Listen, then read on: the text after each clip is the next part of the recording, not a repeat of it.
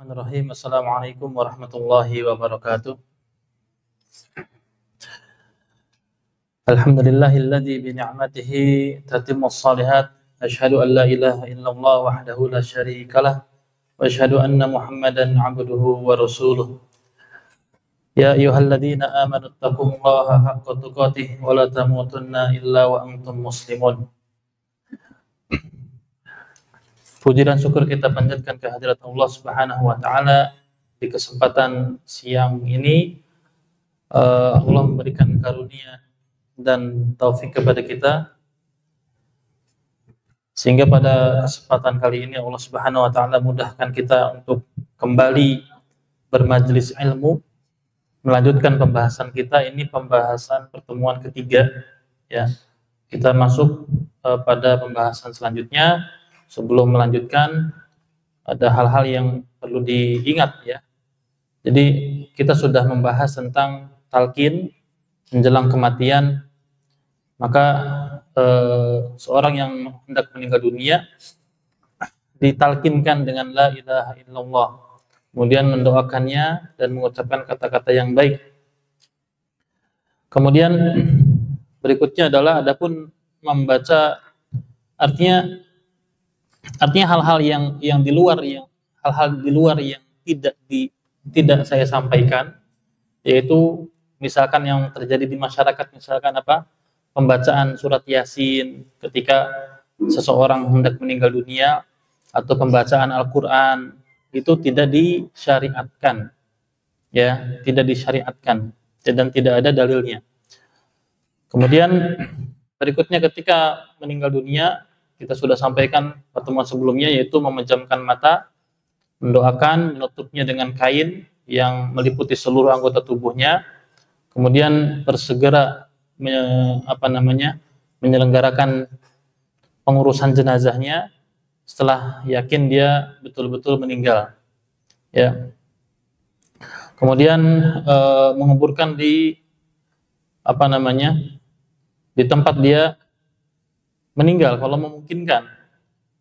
Kalau misalkan masih memungkinkan dikuburkan di misalkan orang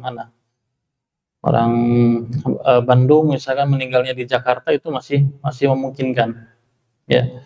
Tapi alhamdulillah di zaman sekarang, ya, dengan transportasi yang begitu mudah dan cepat, ya, tapi pada asalnya adalah tidak boleh melakukan perjalanan jauh, ya, sampai berhari-hari, ya, demi untuk hanya memakamkan jenazah, ya. Yang penting adalah doanya sampai, ya.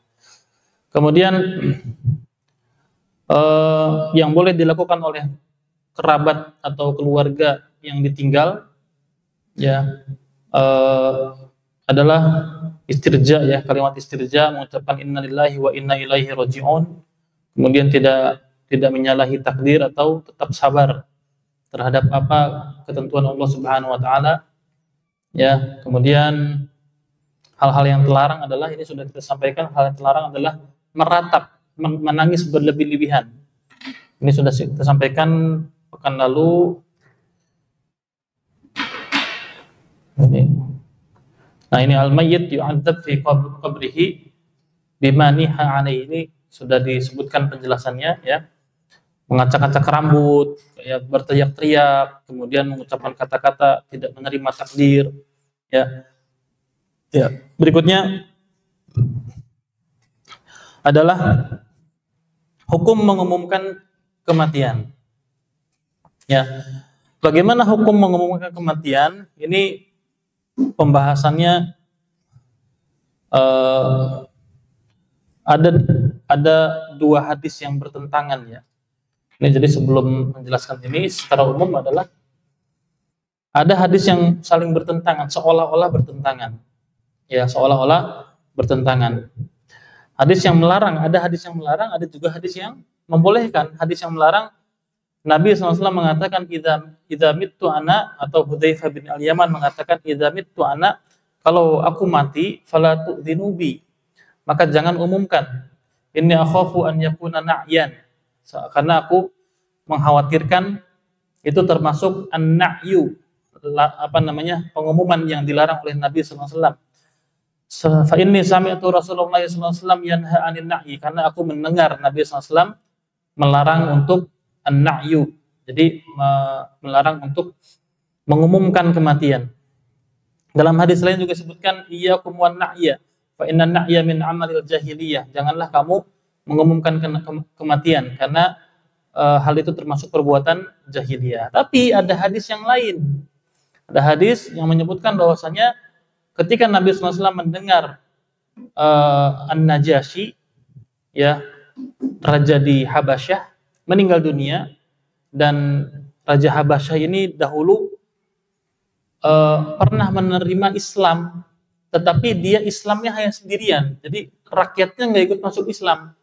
Jadi ketika Nabi SAW melakukan dakwah fase Mekah, Nabi SAW pernah memerintahkan sebagian sahabatnya untuk berhijrah ke Habasyah. Habasyah itu di mana? Habasyah itu di Ethiopia. Untuk menyelamatkan agama, ya, biar di sana aman, tentram, ya. Pergilah ke Habasyah, sebagian sahabat pergi ke Habasyah. Fase pertama, fase kedua pun juga gitu. Jadi rajanya ini beragama Nasrani, kemudian ketika didatangi oleh sebagian sahabat yang hijrah ke sana, beliau masuk Islam, tapi beliau menyembunyikan Islamnya. Artinya beliau sendiri yang Islam, sedangkan rakyatnya tidak masuk Islam. Ya, rakyatnya tidak masuk Islam. Nah, ketika Nabi SAW sudah pindah ke Madinah, Nabi SAW mendengarkan tentang wafatnya Najasyi. Maka Nabi SAW keluar menuju tempat sholat dan menyiapkan saf-saf barisan untuk menyolatkannya. Jadi sholat gaib, ya, sholat gaib. Ada juga hadis yang lain. Ya, ini hadisnya mirip-mirip seperti yang pernah saya sampaikan pekan lalu. Kalau pekan lalu itu ada seorang wanita yang menjadi marbot masjid, ya. Kalau ini laki-laki, mirip-mirip sih. Mungkin perbedaan riwayat ya, mengatakan perempuan, ada yang mengatakan laki-laki. Seorang laki-laki meninggal, kemudian dimakamkan. Ya, kemudian Nabi SAW bertanya, kemana fulan? Maka orang-orang mengatakan, qad dufina fil barihah, sudah dimakamkan fil barihah tadi malam, fasallu alaihi, sudah disolatkan oleh orang-orang. Maka Nabi SAW mengatakan, afala adantumuni, kenapa kalian tidak memberitahukan kepadaku? Jadi dalam hadis ini Nabi SAW menyesalkan kenapa tindakan sahabat tidak mengumumkan berita duka ini. Ya, maka para ulama menyimpulkan bahwasanya yang namanya mengumumkan kematian atau an-na'yu, ya, adalah yang dilarang adalah dengan perlakuan orang-orang jahiliyah. Ya, yang dilarang adalah mengumumkan kematian sebagaimana ciri khasnya orang-orang jahiliyah. Bagaimana mereka melakukannya? Mereka berteriak di jalan-jalan, berteriak di atas menara, di pintu-pintu rumah, di pasar, ya, di tempat-tempat umum. Untuk apa? Untuk menyebutkan kebaikan-kebaikan si mayit. Jadi dia mengumumkan kematian sekaligus menyebut-nyebutkan kebaikannya. Ya, ini yang dilarang seperti ini. Jadi intinya adalah kalau dilakukan secara berlebihan maka itu dilarang. Ya.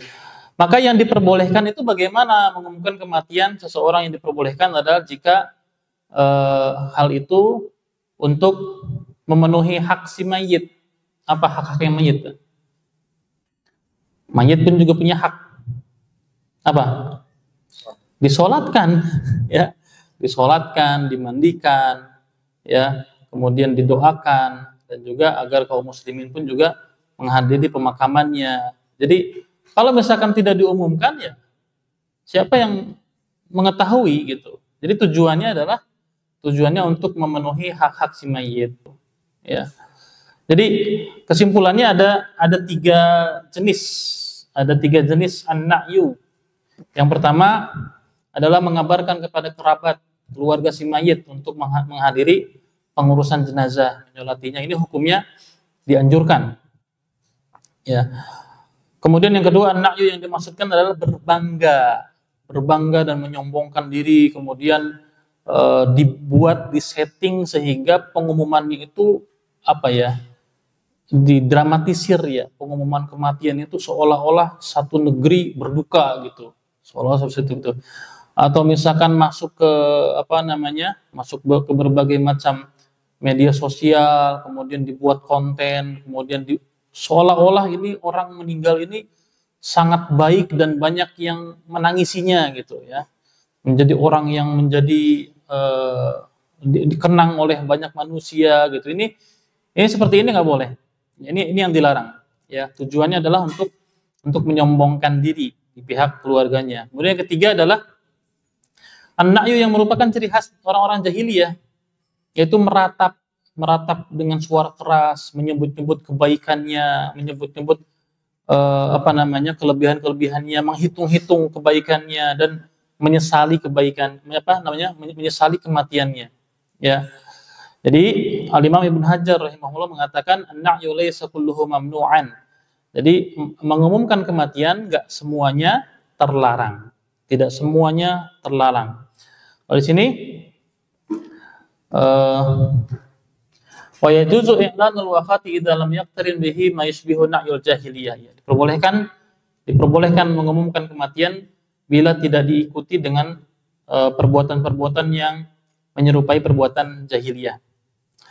Ya, waqad yajibu dzalika idza lam yakun 'indahu man yaqumu bihaqqihi minal ghusli wat takfin was salatu 'alaihi wa nahwi dzalika. Jadi bahkan kalau tidak ada yang mengurusinya, maka pengumuman itu menjadi wajib. Mengumumkan kematian menjadi wajib. Nah, ini yang penting nih, wa yustahabbu lil mukhbir. Jadi orang yang menyiarkan berita itu ya dianjurkan untuk apa? An yatluba minan nas an yastaghfiru lil mayyit, meminta orang-orang untuk memohonkan ampun untuk si mayit. Jadi bukan hanya mengumumkan kematian itu bukan untuk berbangga-bangga. Mengumumkan kematian itu bukan tujuan-tujuan yang lain, tapi untuk apa? Mengajak manusia untuk datang, mendoakan, menyolati, ya, mengantarkan dan seterusnya. Ya. Baik, ini pembahasan yang pertama dari ini. Kemudian berikutnya adalah ujian manusia terhadap si mayit. Ujian manusia terhadap si mayit. Wathana bil khair 'alal mayyit min jam'in minal muslimin as-shadiqin. Ujian dengan kebaikan terhadap si mayit dari sejumlah kaum muslimin yang as-shadiqin, yang jujur. Aqalluhum itsnan, minimal 2 orang. Min jiranihi al-'arifina bihi min tis-shalah wal 'ilmi mujibun lahu al-jannah. Ini salah ketik ya. Minimal 2 orang dari tetangga yang baik. Dia berilmu, dia orang soleh, ya. Kemudian mengakui dengan lisannya bahwasanya fulan ini, si mayit ini orang baik. Wa fihi ahadits, ada beberapa hadis terkait dengan ini. Yang pertama, ini kalau ini Arabnya semua. Artinya aja ya. Dalil yang pertama, suatu ketika ada iringan jenazah lewat di hadapan Rasulullah SAW. Maka, ini potongan hadisnya nih, ini nggak lengkap. Saya artikan aja ya. Marra 'alan nabi bi janazatin fa athna 'alaiha. Ada jenazah yang lewat di hadapan Nabi SAW. Fa athna 'alaiha khairan, maka orang-orang memujinya. Ini orang baik ini orang baik, dulu rajin sedekah, misalkan baik kepada tetangga. Jadi disebutkan kebaikan-kebaikannya. Jadi secara sedih, kemudian merasa bersedih, kemudian menyebutkan kebaikan-kebaikannya. Wa tataba'atil alsun bil khair, dan orang-orang banyak yang ngomongin tentang kebaikannya. Faqalu, ya, maka Nabi SAW mengatakan yang ini, wajib.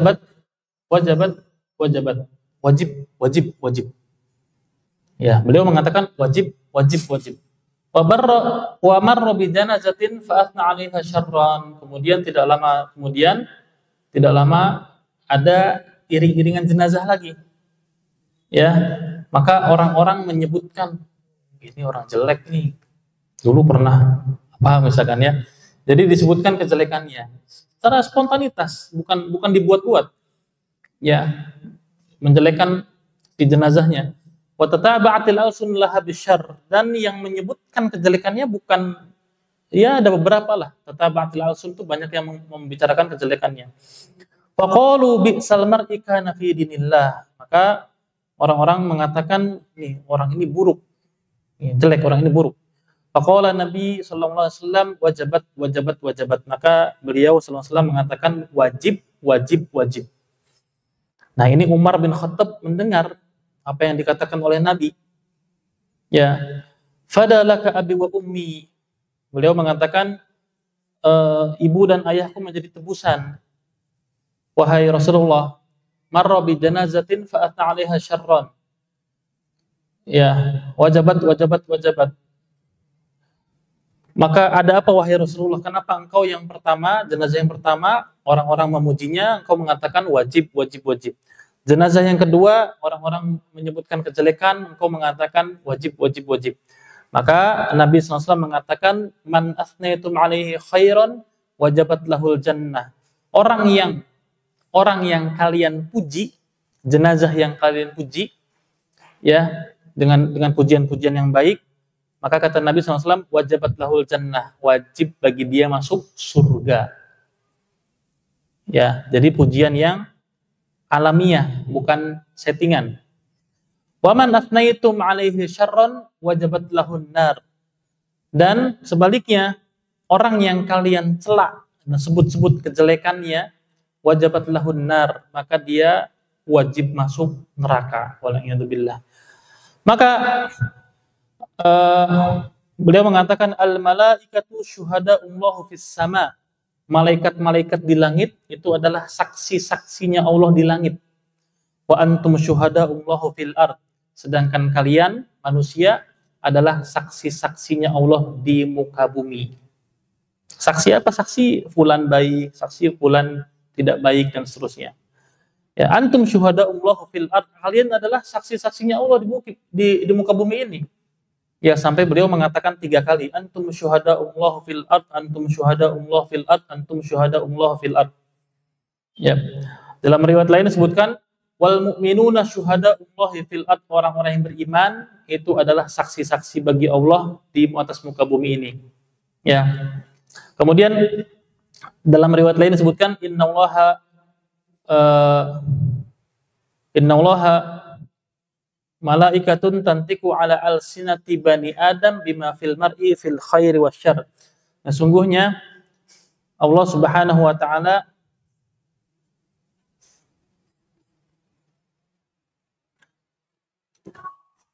sesungguhnya malaikat mengucapkan sebagaimana lisan-lisan manusia terhadap seseorang, dia baik ataupun buruk. Ini dalil yang pertama. Dalil lagi yang kedua. Ya. An Abil Aswad Ad-Duwaili qala ataitul Madinah wa qad biha maradun wa hum yamutuna mautan dzari'an. Fajalastu ila Umar bin Khattab radhiyallahu anhu famaratil janazah. Nah, kalau ini di zaman Umar. Ya. Saya datang ke Madinah lalu saya menemui Umar bin Khattab. Lalu lewatlah orang-orang membawa jenazah. Ada iring-iringan jenazah. Maka orang-orang banyak memujinya, menyebutkan kebaikan-kebaikannya. Maka Umar mengatakan wajabat. Ya. Saya bertanya kepada Umar, apa yang wajib? Ya, apa yang wajib? Beliau mengatakan, saya menjawab sebagaimana Rasulullah pernah mengucapkannya dahulu kala. Ya. Ketika orang muslim disaksikan oleh 3 orang, ya, kecuali maksudnya disaksikan kebaikan, ya, maka pasti wajib baginya surga. Kemudian orang itu nanya, kalau 2 orang gimana? Kalau 2 orang bagaimana? 2 orang juga termasuk. Ya. Kemudian orang itu tidak bertanya, bagaimana kalau 1 orang? Ya, orang itu tidak bertanya bagaimana kalau satu orang. Ya. Kemudian ini dalil yang berikutnya yang ketiga. Ma min muslimin yamutu fayashhad lahu arba'atun min ahli abyad jiranihi al-adniyin annahum la ya'lamuna minhu illa khairan illa qala tabaraka wa ta'ala qad qubilat qaulukum. Tidaklah seorang muslim meninggal dunia kemudian 4 orang dari tetangga dekat rumahnya bersaksi bahwa dia orang baik. Bahwa dia orang baik diakui oleh tetangga-tetangganya, oleh teman-temannya, ya. Kecuali Allah Subhanahu wa taala berfirman, "Aku telah menerima perkataan mereka." Perkataan apa? Perkataan bahwa dia baik, ya. Au qala bi syahadatikum, atau dengan firman Allah Subhanahu wa taala, dengan persaksian kalian, aku telah ampuni, iya, aku telah mengampuni dia apa-apa yang kalian tidak ketahui. Jadi ini 3 dalil ya. Ya, ini 3 dalil terkait dengan pujian manusia. Ya. Tapi Al-Imam An-Nawawi rahimahullah mengatakan, ya, yang disebut pujian manusia di sini adalah orang-orang yang memiliki keutamaan, bukan orang biasa, bukan. Ya, tapi orang-orang yang memiliki keutamaan, orang-orang soleh, ya. Bukan hanya sekedar orang yang meninggalkan sholat, misalkan orang yang tidak baik Islamnya. Ini tidak berlaku bagi mereka. Ya.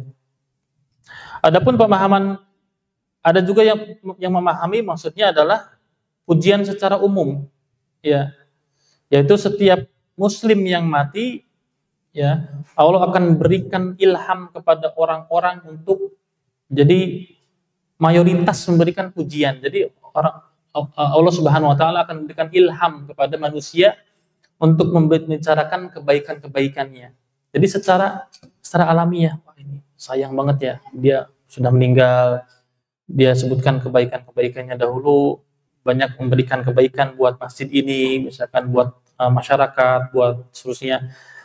Ada juga sebaliknya, berarti sebaliknya ketika seorang itu buruk, ya, maka Allah Subhanahu wa taala akan memberikan ilham kepada orang-orang untuk membicarakan keburukannya. Ya, ini penjelasan dari Al-Imam An-Nawawi rahimahullahu taala. Ya. Nah, penjelasan hadis, apakah hanya persaksian sahabat? Apakah yang disebut tadi 3 hadis tadi, apakah hanya di kalangan sahabat saja atau tidak? Ya. I'lam anna majmu' hadhihi al-ahadits ats-tsalatsah yadullu hadhihi syahada la takhtas bis sahabah. Ketahuilah bahwasanya persaksian ini tidak khusus persaksian sahabat aja, enggak. Ya. Bal hiya aidan liman ba'dahum minal mu'minin alladzina hum ala tariqihim fil iman wal ilmi was sidqi. Bahkan berlaku juga setelah para sahabat, yaitu orang-orang yang beriman, yang imannya baik, yang mereka berilmu dan jujur. Fahadha jazama al-Hafidh Ibnu Hajar fil Fathi. Ini pendapat Ibnu Hajar di dalam Al-Fathul Bari. Falyuraji' kalamahu. Ya. Baik. Penjelasan hadis lagi berikutnya. Apakah semua persaksian atas kebaikan mayit bermanfaat? Apakah semua persaksian atas kebaikan mayit itu bermanfaat? Adapun perkataan sebagian manusia setelah sholat jenazah, apa yang kalian saksikan terhadap si mayit, bersaksilah untuknya dengan kebaikan. Ya, maka jamaah menjawab, orang soleh, orang baik. Ini di masyarakat gitu ya, gitu. Ya, jadi setelah disolatkan jenazah, ya, di sebagian masyarakat, apakah fulan ini baik? Ya, ada yang pakai bahasa Indonesia, baik. Ya. Ada yang pakai bahasa Arab, khair, gitu. Ya, ini kan nggak mungkin ya, habis sholat jenazah, terus mengatakan, apakah orang ini baik? Enggak, gitu kan, nggak enak. Pasti dia bilangnya baik, gitu kan. Ya.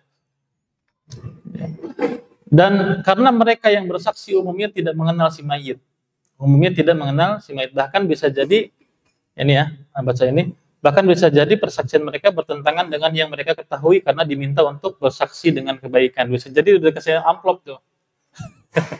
Jadi di sebagian daerah itu sholat jenazah itu subhanallah ya, itu di amplopin berapa orang gitu kan, ya itu diamplopin. Maka tentu ya bantuin mandiin jenazah. Karena jawab dulu ya.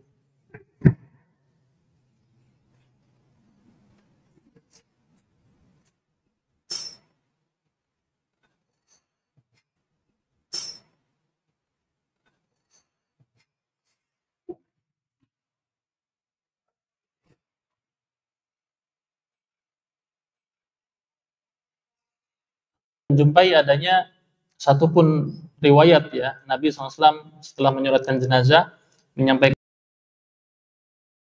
ini yang maksudnya adalah buah bibir setelah kematian. Jadi bukan hanya sekedar saat detik-detik pasca kematian saja, tapi menjadi buah bibir pasca kematian. Pujian orang yang menyampaikan langsung di hadapan kita ya, tanpa dibuat-buat ya, menyebutkan kebaikan-kebaikan setelah orang itu meninggalnya seminggu yang lalu, sebulan yang lalu, setahun yang lalu ya.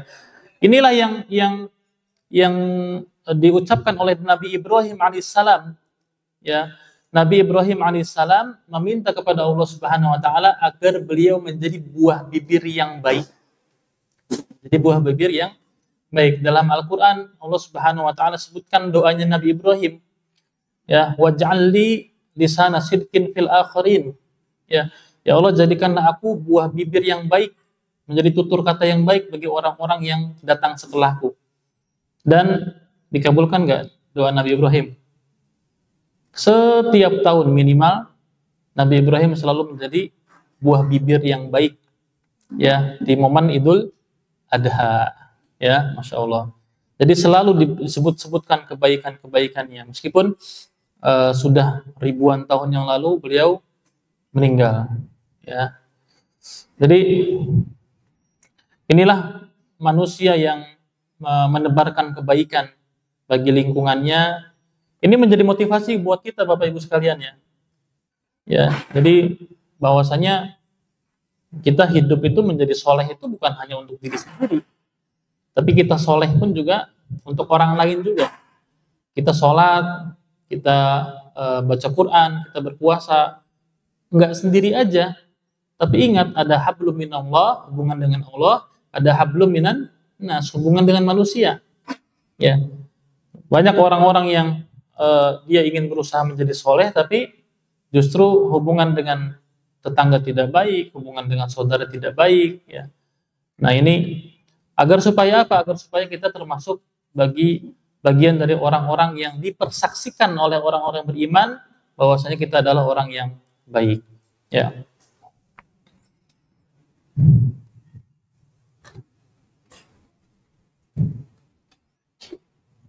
Kematian di saat gerhana ini ada pembahasannya sendiri, ya, tapi ini nggak panjang ini.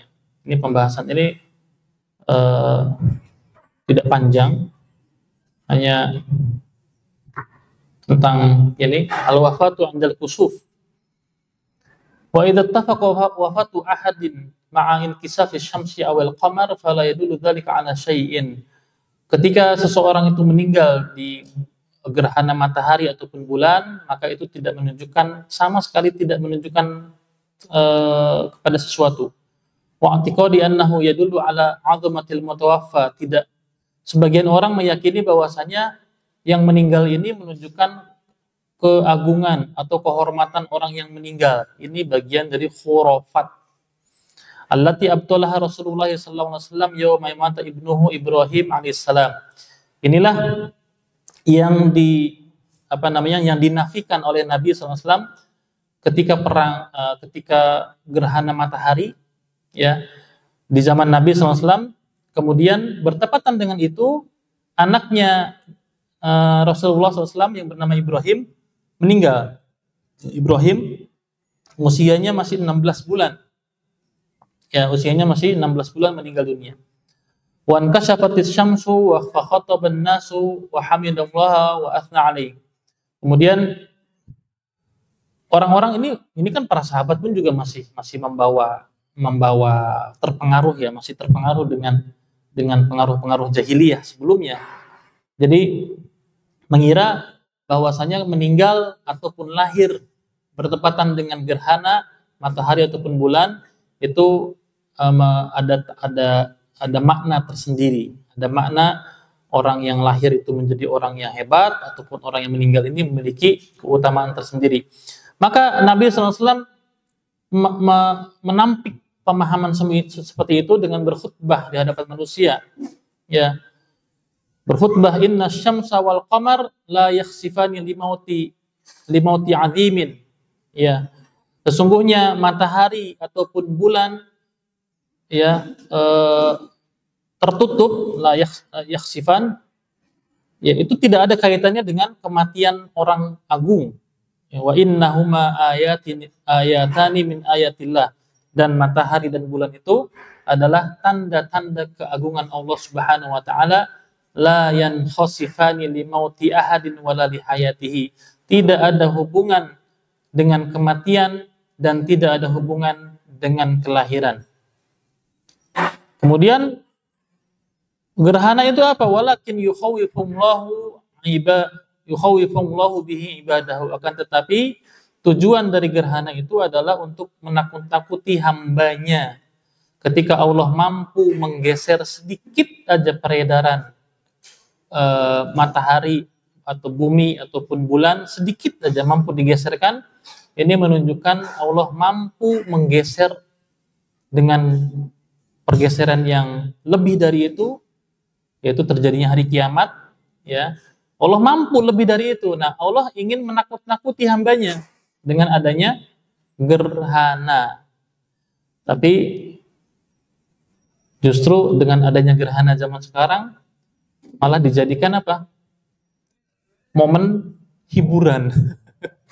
Ya, malah dijadikan momen hiburan, ditunggu ya dengan berbagai macam kamera yang canggih ya dan seterusnya. Nah, justru adanya gerhana matahari atau bulan itu disunahkannya apa? Sholat, memperbanyak takbir, memperbanyak zikir, bersedekah, ya. Kemudian sholat, ya. Tujuannya untuk menakut-nakuti hambanya.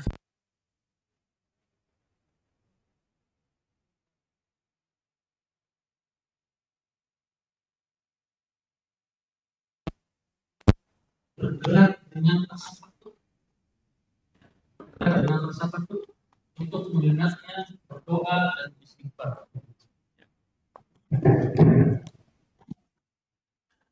Wa ila shadaqah, bersedekah. Ya, wassalatu fil masajid hatta tankashif, dan sholat di masjid-masjid sampai gerhana itu hilang. Ya. Ini sebenarnya tidak panjang untuk pembahasan. Pembahasan gerhana ini tidak panjang. Ya, pembahasan ini hanya sedikit, tapi dari sini kita bisa melihat, menengok sejarahnya Nabi SAW, bahwasanya beliau memiliki 7 anak. Ada 7 anak yang dimiliki oleh Nabi SAW. Ada anak-anak beliau yang sempat sampai dewasa, sempat merasakan kenabian, kemudian meninggal. Ada anak-anak yang masih kecil, ya belum sampai besar, meninggal dunia. 7 anak itu Zainab, Qasim, Ummu Kulsum, Fatimah, Ruqayyah, Abdullah, dan Ibrahim. Ya, 3 putra tidak sempat menginjakkan usia dewasa. Ya, kemudian Qasim ini lahir sebelum kenabian Nabi. Ya, adapun tadi yang Ibrahim itu meninggal di usia 16 ataupun 17 bulan. Ya, lahir masih kecil, kemudian meninggal dunia. Ya. Jadi untuk kehidupan Nabi kita Muhammad SAW bisa dibayangkan ya, 7 anak hanya tersisa 1. Sisanya semuanya meninggal. Ada yang meninggal masih kecil, ada yang meninggal sudah sudah dewasa. Jadi beliau sudah diuji dengan ujian kematian anak sendiri meninggal. Kalau kita kan begitu berat ya, ketika anak kita meninggal itu sangat-sangat berat sekali. Tapi ini dialami oleh Nabi kita Sallallahu Alaihi Wasallam, ujian dakwahnya, ujian terornya dari orang-orang kafir, dan ujian dari keluarganya. Anak-anak beliau banyak yang meninggal dunia. Ya.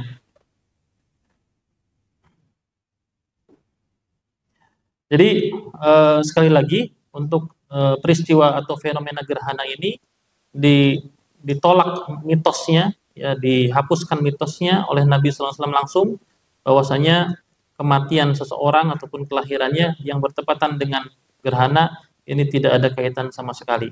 Ya.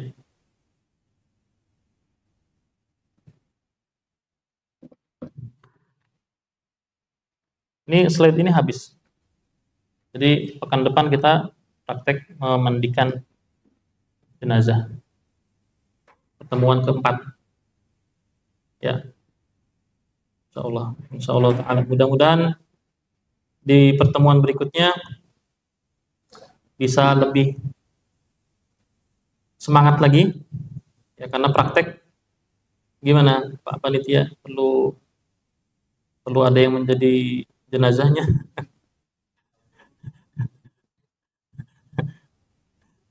Ya. Jadi dari sini kita minimal paling tidak kita bisa mengetahui, oh ternyata yang berkaitan dengan fikih jenazah itu bukan hanya sekedar memandikan, menyolatkan, mengkafani, bukan sekedar itu aja. Tapi banyak pembahasannya, Pak. Banyak pembahasannya. Ya, hal-hal yang berkaitan dengan itu, ya, sebelum kematian, setelah kematian, dan seterusnya itu banyak sekali. Nanti setelah kematian ada lagi. Tapi ini karena ingin mengupas sedikit ya terkait dengan ini, sepertinya belum sempat. Ini penting untuk diketahui. Sekedar berkumpul-kumpul di rumah orang yang meninggal dunia ini termasuk perbuatan niyahah, meratap. Ya, Jarir bin Abdullah Al-Bajali radhiyallahu anhu mengatakan, kunna nu'addu al-istima' ila ahli al-mayyit wa sani'atu at-ta'am ba'da dafnihi min al-niyahah. Kami menganggap berkumpul di kediaman si mayit, makan yang dibuat oleh keluarga mayit setelah penguburan merupakan bagian dari meratapi mayit. Hari pertama, hari kedua, hari ketiga itu masih kumpul-kumpul.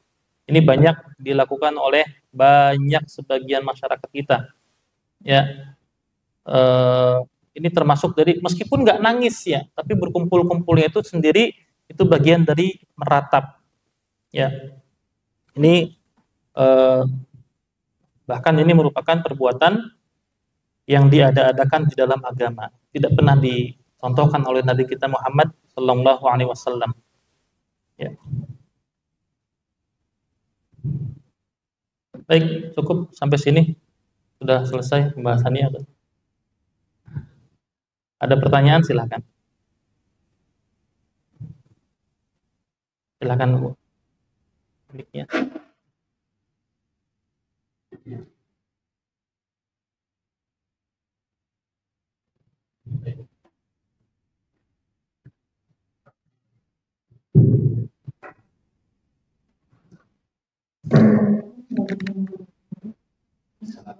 Assalamualaikum warahmatullahi wabarakatuh.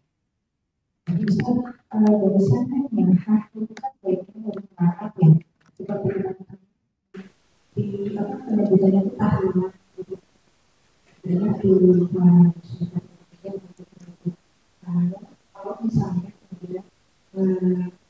orang tua dari kakak misalnya kita belum datang untuk sempat menjadi kita datang di hari kedua itu boleh berapa boleh di sana sampai bukan hidangan tapi bukan tahlilan taziah ya. Terima kasih. Ya. Assalamualaikum warahmatullahi wabarakatuh.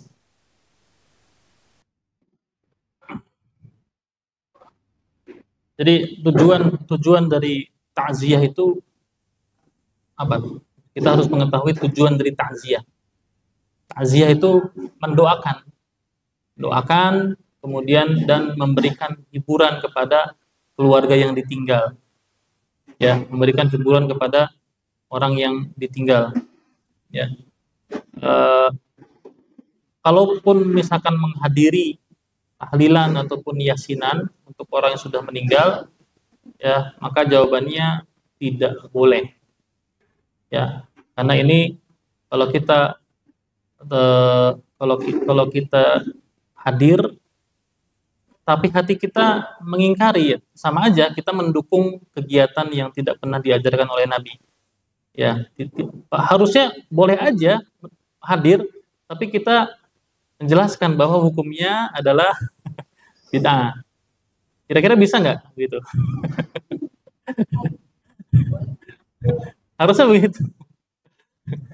Ya, kalau misalkan kita tinggal di, misalkan yang meninggal apa ya? Kalaupun kita punya kewenangan di situ, kemudian kita diberikan kesempatan untuk bicara, ya, maka nggak apa-apa, kita jelaskan.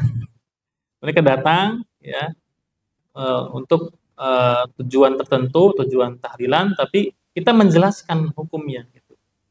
Nah, ini merupakan tradisi yang lama-kelamaan malah dianggapnya sebagai bagian ibadah, bahkan dianggap sebagian bagian dari pokok agama.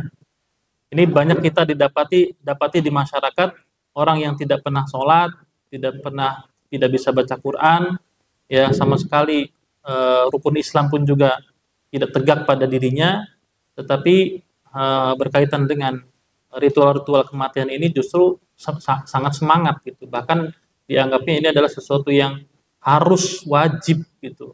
Ya. Maka acara-acara seperti ini merupakan perbuatan bid'ah dolalah, ya. Termasuk juga berkumpul-kumpul, ikut-ikutan kumpul-kumpul di tempat-tempat seperti itu, kemudian menerima jamuan makanan yang dihidangkan, kemudian tentu ini bertentangan dengan akal dan juga dalil. Harusnya kan orang yang sedang ditinggal kematian, ya, itu kan bersedih, ya. Seharusnya mereka yang dihidangkan, bukan mereka repot dengan membuat makanan. Kan secara akal seperti itu. Ya, jelas juga secara dalil pun juga bertentangan. Kemudian berikutnya adalah mengadakan perayaan untuk kematian seperti hari ketiga, hari ke-7, hari ke-40 dan seterusnya. Ini merupakan kebiasaan yang berasal dari agama lain, bukan dari Islam sama sekali. Adapun kalau kita misalkan menghadiri, ya, atau tujuannya untuk takziah, ya, kita berlepas dari acara seperti itu. Kita datang untuk takziah dan tidak terlibat dalam rentetan acara-acara yang mereka adakan. Seperti itu, Bu. Lebih seperti itu. Wallahu a'lam bishawab. Silakan, ada pertanyaan yang lain? Silakan, Bu.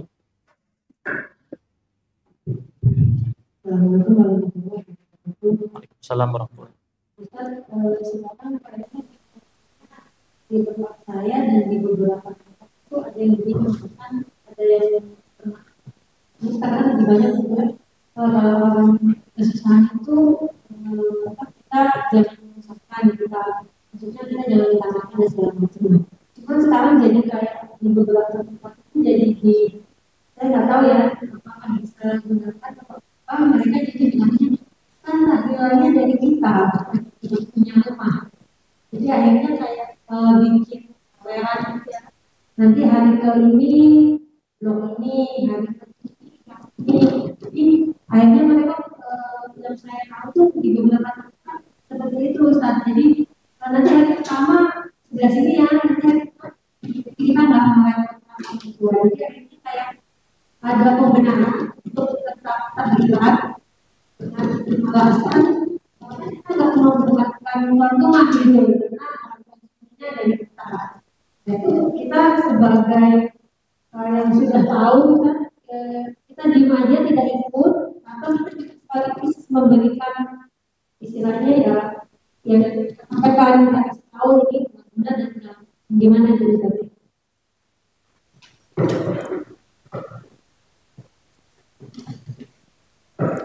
akhirnya jadi berkreasi di dalam agama ya.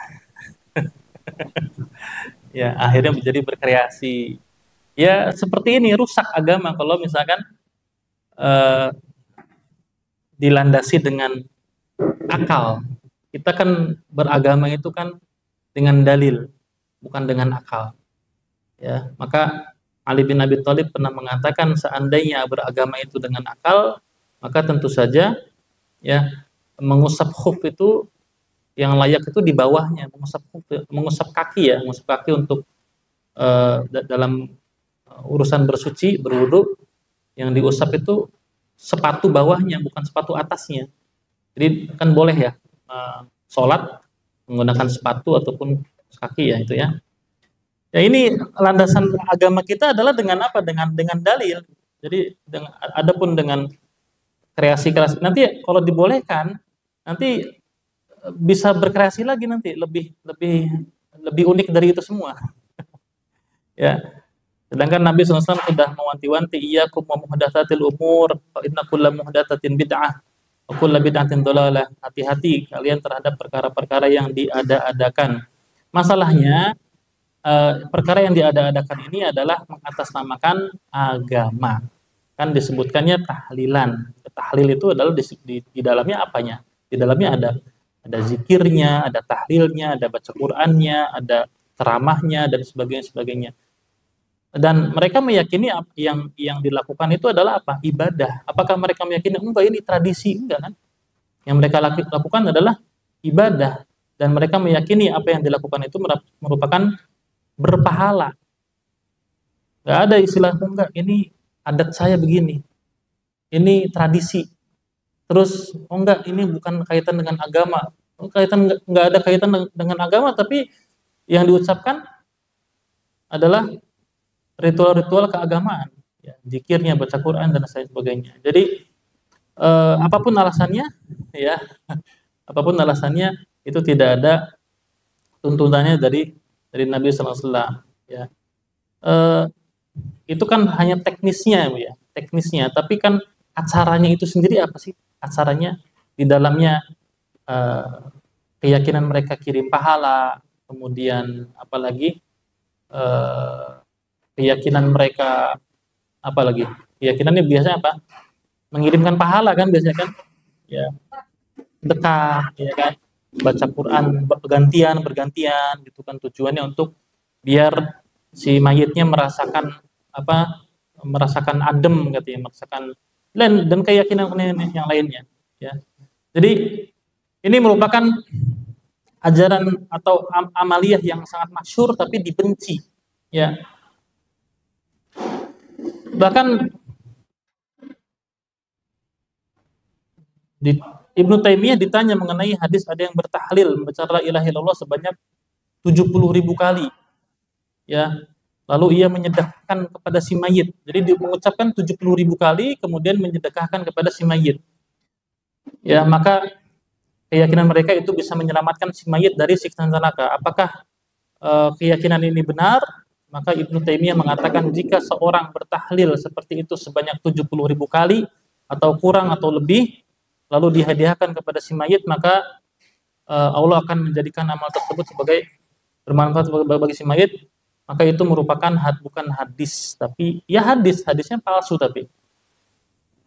Ya, Syekhul Islam Ibnu Taimiyah mengatakan itulah hadis yang dhaif bahkan palsu. Ya. Sedangkan kita berlandaskan agama di atas hadis-hadis yang sahih. Ya. Baik. Ada lagi? Cukup? Ya, satu lagi boleh.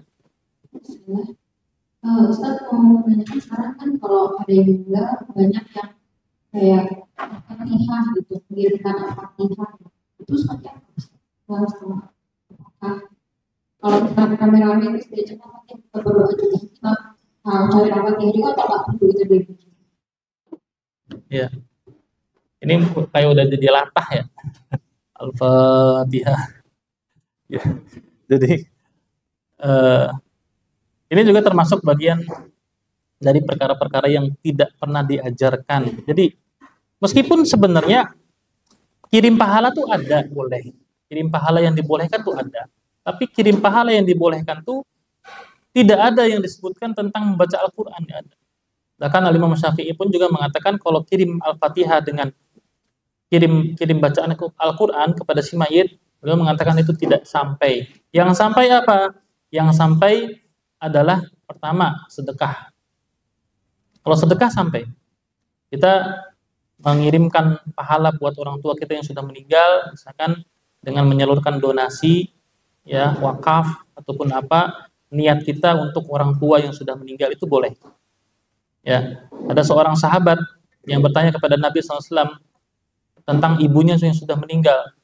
Kemudian beliau mengatakan,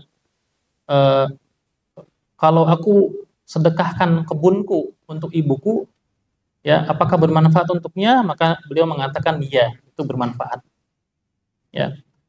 Kemudian yang kedua, apa yang disebutkan dalam hadis tentang kirim pahala? Haji dan umroh. Ya, haji dan umroh. Tapi syaratnya kita sudah haji ataupun umroh. Kita dahulukan diri kita sendiri dulu. Ya. Adapun setelah itu apa? Kalau doa, mendoakan. Jadi bukan kirim pahala kan? Mendoakan. Ya. Waladun soleh, itu secara otomatis itu. Ini yang tidak otomatis, kirim pahala. Kita mengirim pahala. Kirim pahala puasa. Puasa bagi misalkan mengqadha puasanya yang mengqadha puasanya. Iya. Enggak, bukan fidyah. Misalkan seseorang meninggal kemudian dia belum punya utang puasa, maka shoma anhu waliyuhu, maka dipuasakan oleh keluarganya. Shoma anhu waliyuhu, kecuali kalau misalkan yang meninggal itu memang dalam kondisi sudah sepuh, sudah tua, ya kita bayarnya dengan fidyah, ya. Dengan fidyah. Tapi ada orang sehat, kuat, tiba-tiba meninggal misalkan, sedangkan dia punya hutang puasa, maka shoma anhu waliyuhu, maka dipuasakan oleh keluarganya. Itu cuma itu yang kirim pahala, ya, yang kirim. Ada punya otomatis sudah sering kita dengar, ya, pahala yang mengalir, apa aja, anak soleh, anak yang mendoakannya, kemudian apalagi sedekah jariah, ya, sedekah yang dia tinggalkan, kemudian apalagi ilmu yang bermanfaat. Ini rasanya udah pernah saya sampaikan di awal-awal ini. Yang membuat puasa niatnya khusus. Ini puasa wajib ini, Bu. Ya, ini puasa wajib ini. Kalau sudah terpenuhi kewajibannya sudah. Ya. Berarti yang memungkinkan cuma dua, berarti sedekah dan haji dan umroh. Ya. Orang tua kita belum haji, ya. Kita sudah haji, alhamdulillah misalkan, ya, maka tahun depan saya mau haji lagi furoda misalkan, buat ibunya yang sudah meninggal, itu boleh, ya. Mengqadha puasa tidak, berarti harus dikhususkan dia puasa, diniatkan untuk, ya, seperti haji seperti itu. Enggak, maksudnya yang otomatis itu tidak diniatkan, Bu. Tidak niatkan misalkan anak soleh yang mendoakan, kan itu sudah anak-anak kita, hasil didikan anak kita itu soleh, itu kan sudah menjadi amal jariyah, ya, pahala yang terus mengalir, ya, sedekah dan juga ilmu yang bermanfaat.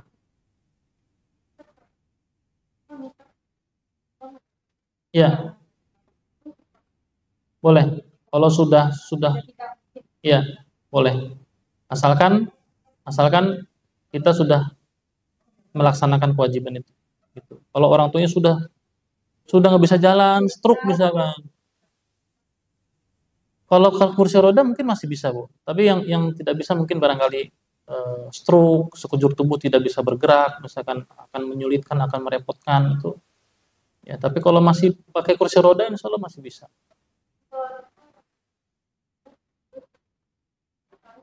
Hmm. Ya,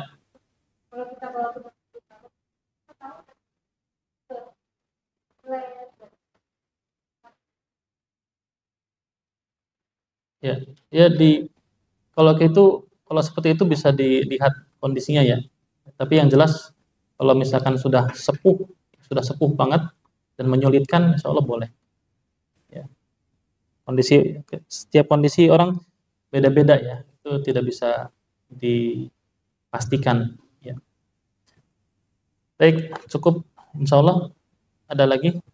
Mudah-mudahan pekan depan kita bisa praktek memandikan jenazah, sekaligus juga mengkafani kalau waktunya cukup. Ya, kita akhiri dengan doa kafaratul majelis. Subhanakallahumma bihamdika asyhadu an la ilaha illa anta astaghfiruka wa atubu ilaik. Assalamualaikum warahmatullahi wabarakatuh.